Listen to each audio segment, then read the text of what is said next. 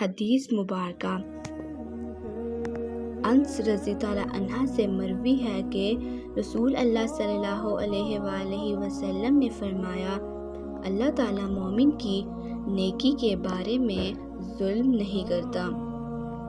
دنیا میں بھی اس کے بدلے اسے رزق پہنچایا جاتا ہے اور آخرت میں بھی اس کا بدلہ دیا جائے گا، جبکہ کافر کو اس کی نیکیوں کے بدلے جو اس نے اللہ کے لیے عمل کیے ہوں گے دنیا میں بدلہ دے دیا جاتا ہے۔